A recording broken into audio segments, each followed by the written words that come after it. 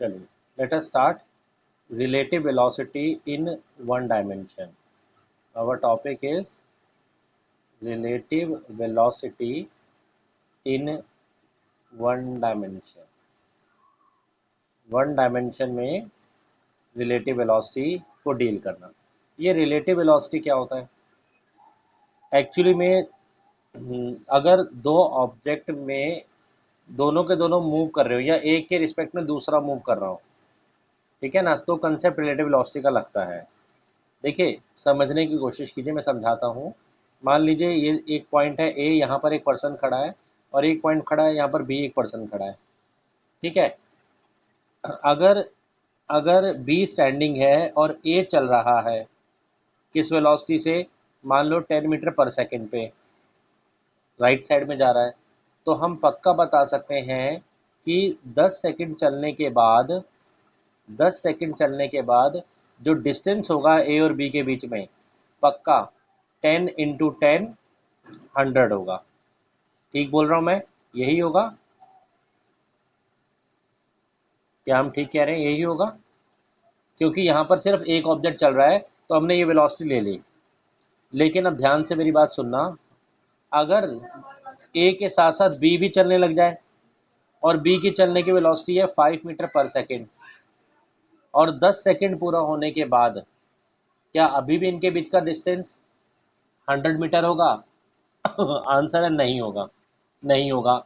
ये तो 10 सेकंड के बाद स्टार्टिंग पॉइंट से 100 मीटर दूर पहुंच जाएगा। बिल्कुल ठीक बात है। और ये वाला बी, ये स्टार्टिंग पॉइंट से 10 सेकंड मतलब 50 मीटर दूर है ना। तो अब इनके बीच का डिस्टेंस की कैलकुलेशन 50 मीटर आ रही है।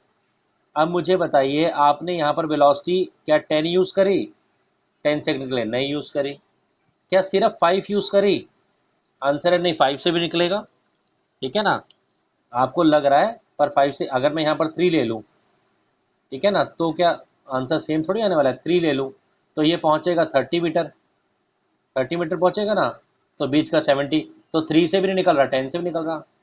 फिर हमने क्या कंसेप्ट लगाया, जब दोनों मूव कर रहे हैं, तो कंसेप्ट लगता है एक ऐसी वेलोसिटी निकालो जो रिलेटिव हो। एक ऐसी वेलोसिटी निकालो जो दोनों के लिए रिलेटिव हो। एक और एग्जांपल समझिए। अगर ऐसा हो कि ए तो चले राइट साइड में और बी चल दे यहाँ से लेफ्ट हैंड साइड में, फिर वही 3 मीटर पर सेकंड की वेलोसिटी से। अब क्या होने वाला है 10 सेकंड के बाद? ए तो पहुँच गया 100 मीटर, और 10 सेकंड के बाद बी पहुँच जाएगा 30 मीटर। अब बीच का डिस्टेंस कितना हो गया बताइए दोनों के बीच में? 130 मीटर हो गया ना? बोलिए यस या नो। 130 मीटर। भाई ये चला गया यहाँ से 100 मीटर दूर, और ये चला गया 30 मीटर दूर। तो अब ना तो 10 काम कर रही है, देखो 10 इंटू 10 करो। अगर तुम सोच रहे हो 10 इंटू 10 करो, तो आंसर 100 आ रहा है। और अगर 3 इंटू 10 करो, तो 30 आ रहा है। तो यहाँ पर अब भाई आपका फॉर्मूला डिस्प्लेसमेंट का या डिस्टेंस का वेलोसिटी इंटू टाइम होता है। तो कौन सी वेलोसिटी लेंगे? तो आंसर है ऐसे केसेस में जब दोनों का मोशन या किसी एक का मोशन दूसरे के रिलेटिव में हो रहा है, तो हमारा जो कंसेप्ट होता है वो होता है रिलेटिव वेलोसिटी। ठीक है, अभी हम इसको वन डायमेंशन पढ़ेंगे, बाद में हम टू डायमेंशन पढ़ेंगे। तो ऐसे केस में हम एक फॉर्मूला बनाते हैं, दैट इज जब ऑब्जेक्ट दोनों मूव कर रहे हो या रिलेटिव मोशन हो रहा हो एक के रिस्पेक्ट में दूसरे का। तो relative velocity of A with respect to B का क्या फॉर्मूला है? इसको कैसे लिखा जाता है? ऐसे लिखा जाता है, वी ए बी। जब भी ऐसे लिखा है वी ए बी, तो आप इसको क्या पढ़ेंगे? आप पढ़ेंगे velocity of A with respect to B. ये लिखेंगे, पढ़ेंगे ना। खाली खाली ये लिखा होता तो आप क्या बोलते? वेलोसिटी ऑफ ए। ठीक है। तो इसका फॉर्मूला जो हम यूज़ करते हैं वो करते हैं V A minus V B. V A minus V B, और वेक्टर का साइन लगाइए, क्योंकि वेलोसिटी वेक्टर क्वांटिटी है और हमें भी डायरेक्शन को इम्पोर्टेंस देनी पड़ेगी। इसका मतलब ये है ए की वेलोसिटी बी के पॉइंट ऑफ व्यू से इस क्वेश्चन में हमने बी को ऑब्जर्वर बना दिया है। बी को क्या बना दिया है? ऑब्जर्वर। और बी के हिसाब से जो ए की वेलोसिटी है उसको बोल रहे रिलेटिव वेलोसिटी, और इस पे बात पे डिपेंड भी करती है। तो देखो ऑब्जर्वर पर वेलोसिटी बहुत डिपेंड करती है। एक एग्जांपल समझिए, मान लीजिए ये कार है, ओके, बस बन गई, चलो बस है, इसमें एक बैठा है ए, एक बैठा है बी, और रोड पर एक पर्सन खड़ा है सी, और ये कार चल रही है आगे 10 मीटर पर सेकेंड। ध्यान से सुनना, अगर मैं पूछूं velocity of A with respect to B क्या होगी, बी के पॉइंट ऑफ व्यू से ए कैसा दिखेगा, तो आंसर है जीरो होगी। भाई बी को लगेगा ए तो रेस्ट पर है, वो उसको जब भी देखेगा वो सामने बैठा हुआ दिखेगा, ठीक है ना। लेकिन ए की वेलोसिटी सी के पॉइंट ऑफ व्यू से क्या होगी, क्या होगी, सी को क्या दिखेगा, सी को लगेगा, हाँ, तो देखो वेलोसिटी ए की है लेकिन बदल गई। कैसे बदल गई? जब आपने ऑब्जर्वर को बदल दिया। तो ऑब्जर्वर, ऑब्जर्वर या इसको हम बोलते हैं फ्रेम ऑफ रेफरेंस, हम किस फ्रेम ऑफ रेफरेंस को ले रहे हैं, किस फ्रेम ऑफ रेफरेंस से बात कर रहे हैं, उसके हिसाब से वेलोसिटी बदल जाती है या उस पर डिपेंड करती है, ठीक है ना। जहां ऑब्जर्वर बैठा है उस फ्रेम से देखने पर वेलोसिटी बदल जाती है या उस फ्रेम पर डिपेंड करती है, तो हम कहते हैं कि वेलोसिटी फ्रेम ऑफ रेफरेंस पे डिपेंड करती है। अच्छा, क्या एक्सेलरेशन डिपेंड करता है? क्या एक्सेलरेशन फ्रेम पे डिपेंड करता है? चलो चेक करते हैं। बी को देखे लगेगा ए का एक्सेलरेशन जीरो है, लेकिन सी को लगेगा भाई ये तो मुझसे एक्सेलरेट कर रहा है, मान लो इसका एक्सेलरेशन का रेट है 10 मीटर पर सेकंड स्क्वायर, इसके हिसाब से तो एक्सेलरेशन जीरो है, और सी के हिसाब से एक्सेलरेशन 10 मीटर पर सेकंड स्क्वायर का, तो आंसर है यस, एक्सेलरेशन भी डिपेंड कर रहा है। अच्छा, क्या डिस्प्लेसमेंट डिपेंड करती है? फिर दोबारा से देखो, बी ने ए को देखा, भाई मेरी डिस्प्लेसमेंट जितनी है उतनी की उतनी ही लगातार बन, गाड़ी आगे चल रही है लेकिन डिस्प्लेसमेंट तो सेम है, बी के हिसाब से डिस्प्लेसमेंट जीरो। सी देख रहा है ये लगातार मुझसे दूर जा रहे हैं, डिस्प्लेसमेंट भी बदल गई, यानी कि डिस्प्लेसमेंट भी डिपेंड करती है, डिस्टेंस भी डिपेंड करता है, हाँ, पर एक चीज़ डिपेंड नहीं करती। एक चीज़ क्या? Time. Time does not depend on frame of reference. Time does not depend upon choice of origin. Time के हिसाब से नहीं, देख लो बताता हूँ मैं बताता हूँ टाइम का, पहले मेरी बात सुन लो। बी ने देखा, ए और बी ने देखा कि भाई मैं 10 बजे, बी मेरे ये 10 बजे हैं अभी और ये मेरे सामने हैं। अब बेशक चल पड़े, चलते रहे तो टाइम थोड़ी 10 पे रुका रहेगा, टाइम तो 10:30 भी होगा, टाइम तो बढ़ता ही रहेगा, है ना। दोनों नहीं मूव कर रहे, एक गाड़ी बैठे हैं, लेकिन टाइम तो लगातार मूव करता रहेगा। सेम टाइम सी के लिए भी होगा, भाई जैसे सी से भी दूर रहे, चाहे सी देखे चाहे बी देखे, टाइम तो लगातार मूव करता रहेगा, टाइम तो आगे बढ़ता रहेगा, तो टाइम सी के लिए या बी के लिए डिपेंड नहीं करेगा, टाइम दोनों के लिए सेम रहेगा, टाइम चॉइस पे फ्रेम पे डिपेंड नहीं करता। पूछिए क्या पूछना चाहते हो।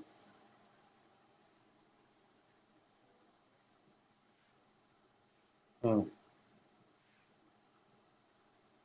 साइन बदल देंगे, प्लस माइनस लेंगे, वो लेंगे plus minus.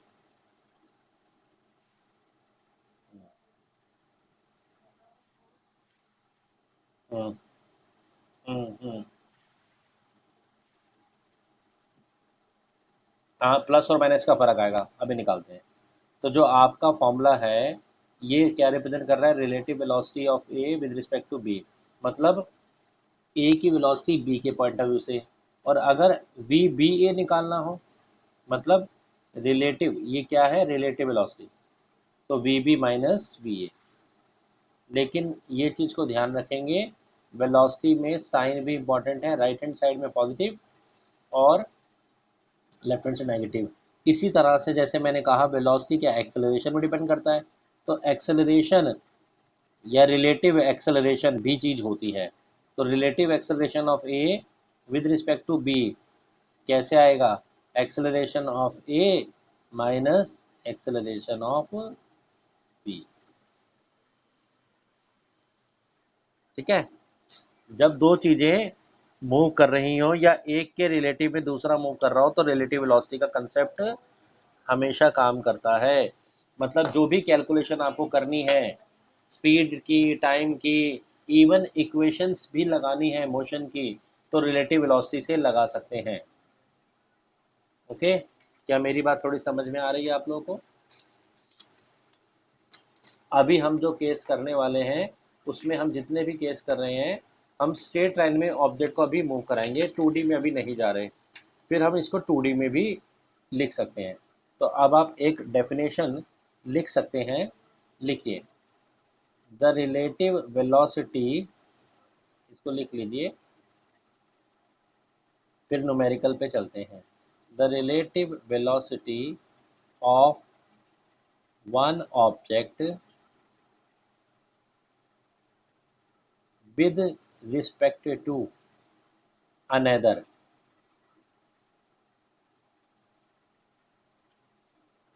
is the velocity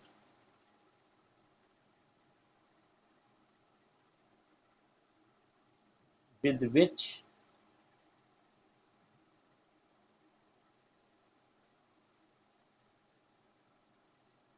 one object moves,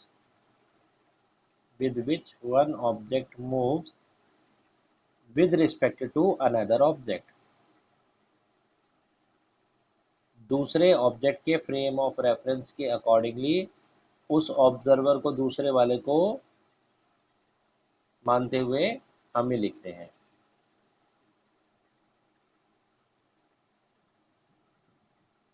लिख लिया? इसको आप ऐसे भी डिफाइन कर सकते हैं, रिलेटिव वेलोसिटी इज डिफाइंड। कैसे डिफाइन करेंगे? Is defined as the time rate of change of relative position.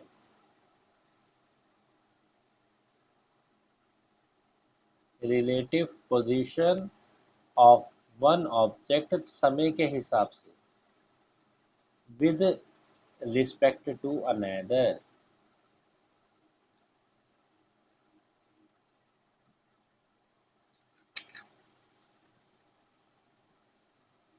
Okay,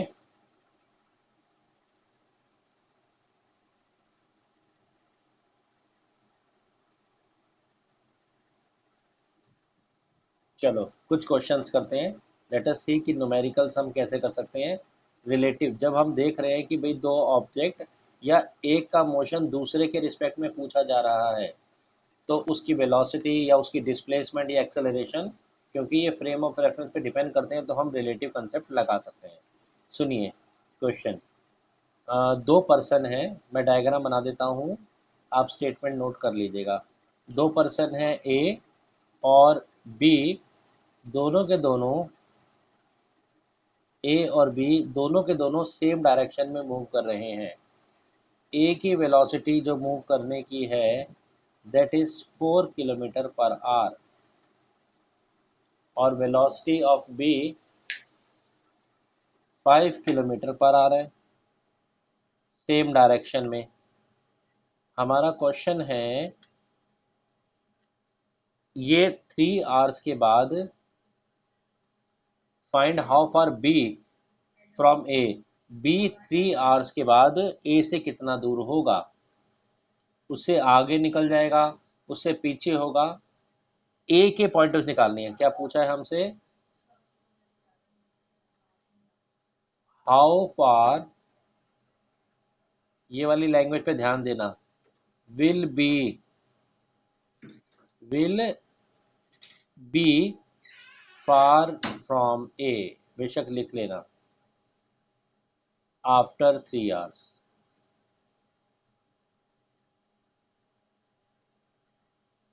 इसमें ऑब्जर्वर कौन है? किसके? ए।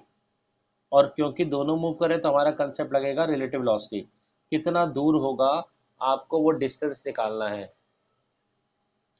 और रिलेटिव डिस्प्लेसमेंट या डिस्टेंस निकालना है। ठीक है, तो देखिए हम ये जानते हैं, अब ये मूव कर रहे हैं, तो जो रिलेटिव डिस्प्लेसमेंट होगा किसका किसका किसका बी का विद रिस्पेक्ट टू ए, ये कैसे दिया जाएगा, velocity of B with respect to A into time. Time तो डिपेंड नहीं करता, बाकी दोनों चीज़ करती हैं। समझ रहे मेरा फॉर्मूला कैसे बना। नॉर्मल फॉर्मूला आपका है velocity displacement is equal to velocity into time, पर हम रिलेटिव वेलोसिटी के तरीके से कर रहे हैं। ठीक है, अच्छा वी बी ए क्या रिप्रेजेंट करता है, relative velocity. V B A represent करता है velocity of B minus velocity of A. दोनों की डायरेक्शन तो सेम है, तो दोनों को मैं पॉजिटिव साइन से रिप्रेजेंट करता हूँ। बी की वेलोसिटी क्या है 5, ए की वेलोसिटी है 4, माइनस का साइन 1 किलोमीटर पर आवर। ये क्या आ गया, रिलेटिव वेलोसिटी आ गई। उठाकर इसकी वैल्यू इस फॉर्मूला में डालिए, क्या आंसर आ जाएगा, 1 × 3 दैट इज 3 किलोमीटर। और ये साइन प्लस में आया है, इसका मतलब ये है 3 घंटे बाद बी आगे पहुंच जाएगा। ठीक है ना, ए जब देखेगा वो बी को अपने से राइट साइड में आगे की तरफ भागेगा। देख कौन रहा है, ए क्या देखेगा, ए देखेगा 3 घंटे बाद कि बी मुझसे 3 किलोमीटर आगे निकल चुका है। और यही अगर आपको बी के पॉइंट ऑफ व्यू से निकालने का बोलता, ये क्लियर हो गया, पहले तो बताओ। अब इसको बी के पॉइंट, अब मैं कह रहा हूँ नहीं, आप मुझे बताइए कि अगर हम बी के पॉइंट ऑफ से निकालें, मतलब displacement of A with the point of B, तो आप बोलोगे ठीक है sir, relative velocity of A निकालते हैं with respect to B into time करते हैं। तो अब जब V A minus V B आप निकालोगे, वो कितना आ जाएगा, -1। -1 × 3 करोगे तो वो -3 आ जाएगा। इसका मतलब है 3 घंटे बाद जब बी ए को देखने लगेगा तो ए कहाँ दिखेगा, पीछे दिखेगा उसे। कितना कितना दूर खड़ा होगा, 3। मतलब साइन भी हमारा ठीक आ गया।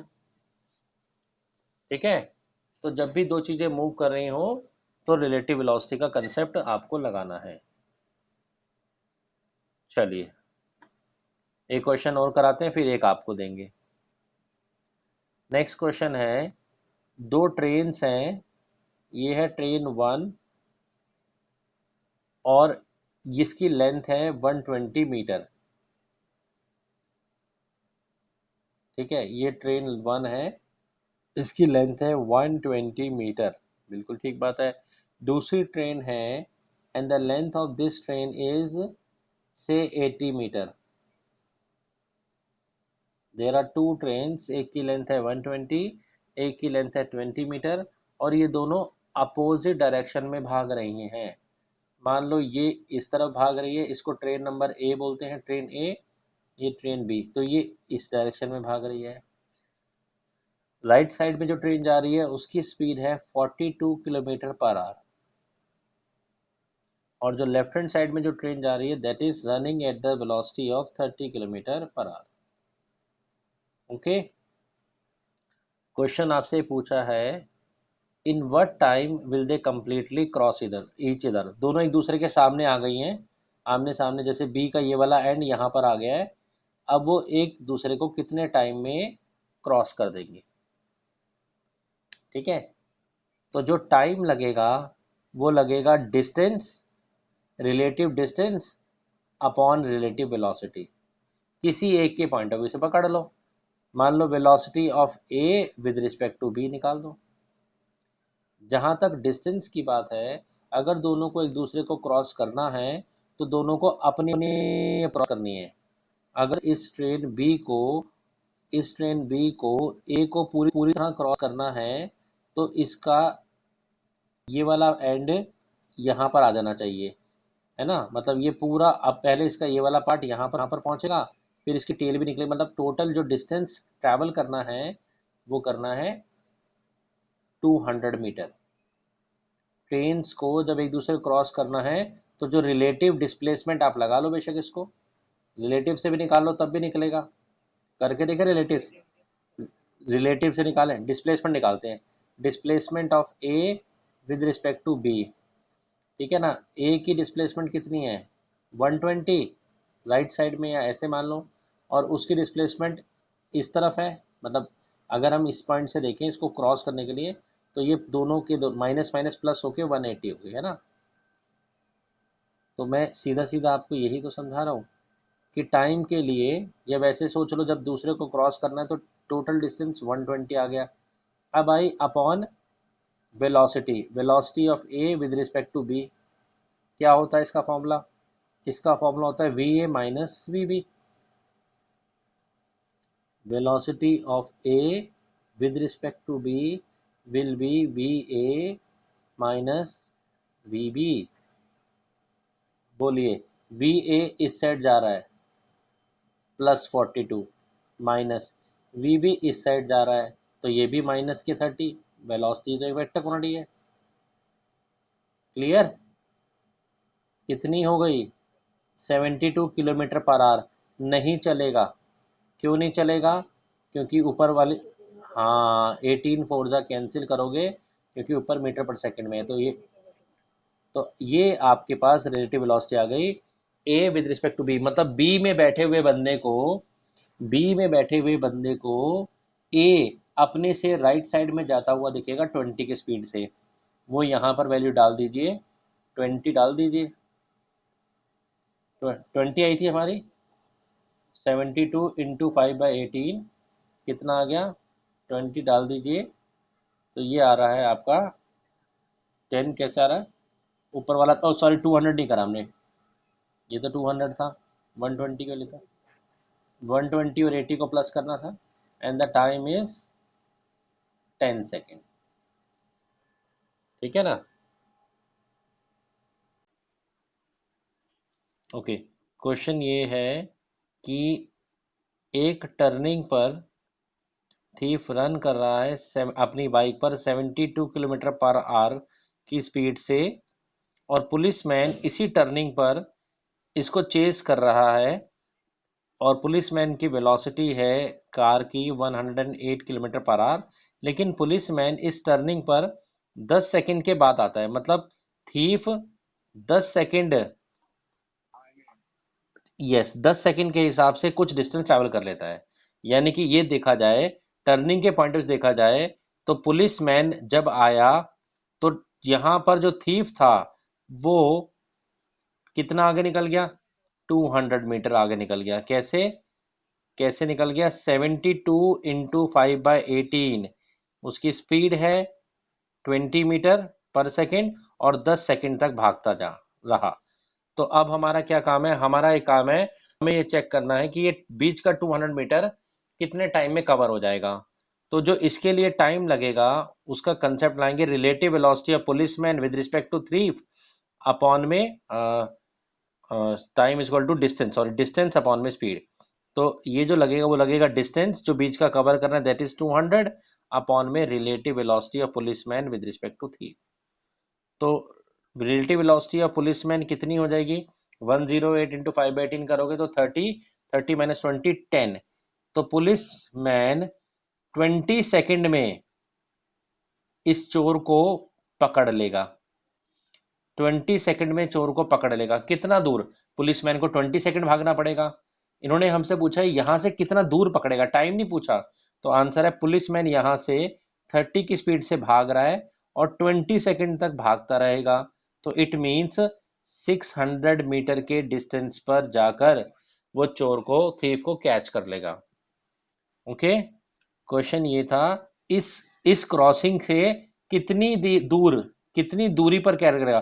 तो पुलिसमैन की वेलोसिटी कितनी है 30, और 20 सेकंड तक उसको भागना पड़ रहा है, तब वो क्रॉस करके उसको चेस कर लेगा। ओके ओके, नेक्स्ट क्वेश्चन है रिलेटिव वेलोसिटी पर। अब यहां पर हम मान लेते हैं देयर इज अ पुलिसमैन, और उनकी वेलोसिटी है, पुलिसमैन की वेलोसिटी 20 मीटर पर सेकंड। ओके, ठीक है, इसी क्वेश्चन को थोड़ा बढ़ा लेते हैं। और उसने देखा, पुलिसमैन ने, कि 150 मीटर के डिस्टेंस पर एक थीफ खड़ा है, एक चोर खड़ा है, कल्प्रिट खड़ा है। कितना डिस्टेंस है? 150। और अभी चोर की इनिशियल वेलोसिटी, ठीक है, जो खड़ था वो रेस्ट पर था। Initial velocity of thief 0 metre पर सेकेंड। लेकिन जैसे ही पुलिसमैन को देखा चोर ने क्या करा? एक्सेलरेशन शुरू कर दिया 1 मीटर पर सेकेंड स्क्वायर का। पुलिसमैन अपनी वेलोसिटी से चल रहा है, उसने कोई एक्सेलरेट नहीं करा, वो जिस वेलोसिटी से चल रहा था उसी वेलोसिटी से चल रहा है। क्वेश्चन है, बताइए कितने टाइम के बाद और कितनी देर, किस डिस्टेंस पर पुलिसमैन उसको पकड़ लेगा, चोर को। क्वेश्चन समझ में आ गया? ठीक है, आप देखिए यहाँ पर एक्सेलरेशन में इन्वॉल्व हो गया, और मैंने कहा था एक्सेलरेशन भी फ्रेम ऑफ रेफरेंस पर या रिलेटिव हो सकता है, निकाल सकते हैं। अब देखिए इसको कैसे निकालेंगे। जब एक्सेलरेशन आ गया तो इक्वेशंस लगानी पड़ेंगी, ठीक है ना। और इक्वेशंस आपकी जो यहाँ लग रही है डिस्प्लेसमेंट निकालने के लिए, वो लग रही है S is equal to U T plus half A T square. लेकिन ये सब चीजें रिलेटिव लगेंगी। पुलिसमैन कब चोर को पकड़ लेगा, तो हमें पुलिसमैन के रिलेटिव टर्म्स लगाने पड़ेंगे। जैसे relative velocity of policeman with respect to thief कितनी होगी? वो होगी 20 - 0, क्योंकि मैंने इनिशियल वाली ली है, देखो सही लिया। इनिशियल वेलोसिटी पुलिसमैन की कितनी थी? 20। इनिशियल वेलोसिटी थी की कितनी थी? 0। तो initial relative velocity of policeman 20 आ गई। अच्छा, हमें यहाँ पर टाइम तो डिपेंड नहीं करता, एक्सेलरेशन तो डिपेंड करता है। तो acceleration of policeman with respect to thief कितना होगा? एक्सेलरेशन ऑफ पुलिसमैन है 0, लेकिन थीफ का तो एक्सेलरेशन है 1, यानी कि मैं लिख रहा हूँ AP - AT यानी कि -1 मीटर पर सेकेंड स्क्वायर। समझ रहे हैं? पुलिसमैन का एक्सेलरेशन नेगेटिव में है। अच्छा, और यहाँ पर एस भी चाहिए, किसका? पुलिसमैन का। तो S of policeman with respect to thief कितना होगा? That is SP - ST। SP - ST की वैल्यू है 150, है ना। यहाँ से SP - ST की वैल्यू है कितना? डिस्प्लेसमेंट कितना है? ठीक है, अब इस वैल्यू को आप इस इक्वेशन में लगाकर निकाल सकते हैं। चलिए लगाते हैं। तो मैंने आपको शुरू में कहा कि ये velocity, acceleration, distance, displacement relative होता है। चलिए, डिस्प्लेसमेंट जो है policeman with respect to thief है 150। फिर है इनिशियल वेलोसिटी ऑफ पुलिसमैन, ये हो गया 20 और टाइम हो गया t। Okay, plus half into acceleration कौन सा लगाएंगे? Relative acceleration. उसकी वैल्यू कितनी है? -1 × t²। क्लियर है यहाँ तक? ठीक है, इसको सिंप्लीफाई करते हैं। तो ये आपका हो गया, सिंप्लीफाई होकर ये हटा देते हैं सारा। हम्म, इसको 2 से मल्टीप्लाई कर देते हैं ना, 2 हट जाएगा, है ना। ये जो डिनोमिनेटर में 2 आ रहा है इसको पहले हटा देते हैं, तो ये बन जाएगा 300 is equal to 40t -t²। या अल्टीमेटली आप इक्वेशन क्वाड्रेटिक बन गई, t² -40t plus 300 equal to 0। Middle splitting करो, क्या बन रहे हैं फैक्टर इसके, बताओ। -के 30t -के 10t प्लस 300 इक्वल टू 0। बोलो ठीक है। t कॉमन ले लो, क्या आएगा? t - 30 -10 कॉमन ले लो, t - 30 इक्वल टू 0। तो यहाँ से टाइम की दो वैल्यू आ रही हैं, 10 सेकेंड और 30 सेकेंड। तो क्या इसका क्या मतलब है? इसका मतलब है पुलिसमैन के पास दो ऑप्शन है। जब वो चोर को देखेगा तो एक बार दोनों के दोनों 10 सेकंड पर मिल जाएंगे। यहाँ से पुलिसमैन और ये चोर एक बार 10 सेकंड पे मिलेंगे। मान लो वो उसको पकड़ पाया तो ठीक है, नहीं तो फिर क्या दूसरा ऑप्शन है, अभी चोर आगे बढ़ जाएगा तो 30 सेकंड बाद एक बार फिर दोनों आमने सामने होंगे, तब भी पकड़ सकता है। इसीलिए दो टाइम आ रहे हैं, ये दो टाइम की इंपॉर्टेंस है। अगर फर्स्ट अटेम्प्ट में पकड़ने की बात हो तो 10 सेकंड पकड़ लेगा, और अगर फर्स्ट अटेम्प्ट मिस हो गया फिर थोड़ा सा चोर आगे निकल जाएगा, लेकिन फिर पुलिसमैन उसको चेस करते हुए 30 सेकंड पे दोबारा कैच कर सकता है। ओके ओके, चलिए अब एक और सिचुएशन देखिए। एक सिचुएशन ये है कि ये पुलिसमैन है। Now the velocity of policeman is 10 metre पर second. Okay, and there is a thief and the velocity of thief is starting में 0, इनिशियल वेलोसिटी thief की 0 मीटर पर सेकेंड, लेकिन thief का जो एक्सेलरेशन है that is given, that is 1 metre पर second square, and the distance between this and this policeman and thief is 100 metre. पहला तो क्वेश्चन ये है, ये चेक करके बताइए क्या पुलिसमैन कभी इसको पकड़ भी सकता है? कल्प्रिट को, चोर को, थीफ को पुलिसमैन कभी पकड़ भी सकता है? और अगर नहीं पकड़ सकता तो डिस्टेंस ऑफ क्लोजेस्ट अप्रोच निकालिए, कितना इसके मैक्सिमम पास पहुंच जाएगा। पकड़ भी सकता है या नहीं, और अगर पकड़ नहीं सकता तो कम से कम कितना पास पहुंच जाएगा। अच्छा, पकड़ नहीं सकता इसका कैसे पता चलेगा? तो इसका जवाब हमें पुरानी इक्वेशन से मिलेगा, जो इससे पिछले क्वेश्चन में हमने इक्वेशन बनाई थी वैसे ही हम यहाँ भी बनाएंगे, और हम देखेंगे वो इक्वेशन हमारी अनरियल रूट्स दे रही है, तो हम समझ जाएंगे। चलो बनाते हैं, चेक करते हैं, पिछली बार की तरह ही चलते हैं। डाटा हमारे पास इनिशियल वेलोसिटी, अब मैं सीधा लिख दूं s is equal to UT plus half it square लगा देता हूं।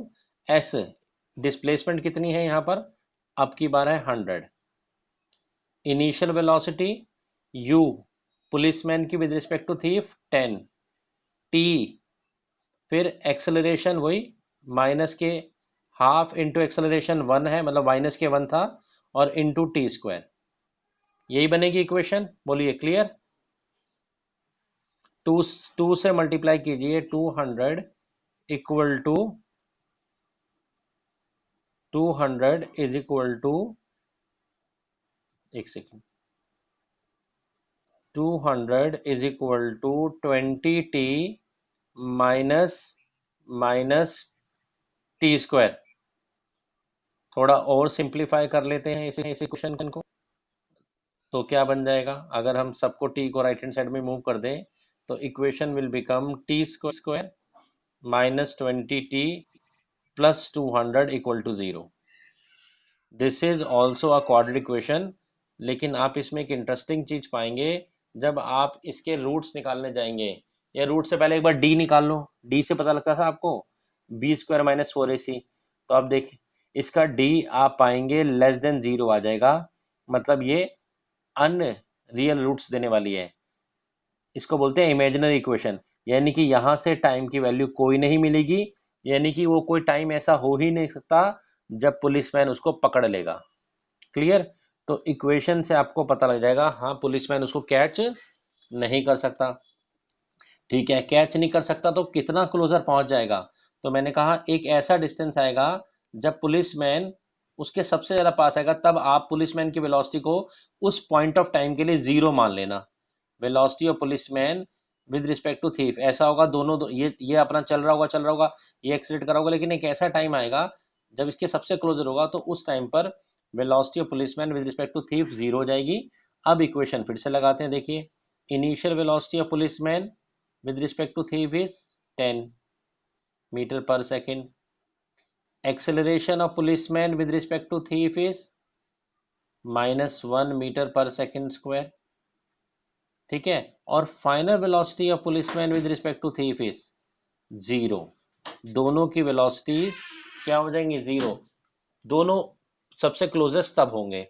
तो अब आप इक्वेशन लगाइए, V square minus U square equal to 2as, policeman के पॉइंट से 0 minus 100 into 2 into minus 1 into S. इसको सॉल्व करेंगे तो आप देख रहे हैं एस आ रहा है 50 metre. It means policeman maximum से मैक्सिमम उसके जो क्लोजेस्ट पहुंच सकता है वो क्लोजेस्ट डिस्टेंस होगा 50 मीटर। ठीक है, जब ऐसा क्वेश्चन आएगा डिस्टेंस ऑफ क्लोज अप्रोच, तो समझ जाइए कि वो वाला डिस्टेंस है जहां पर पुलिसमैन की velocity with respect to thief 0 हो गई है। ओके।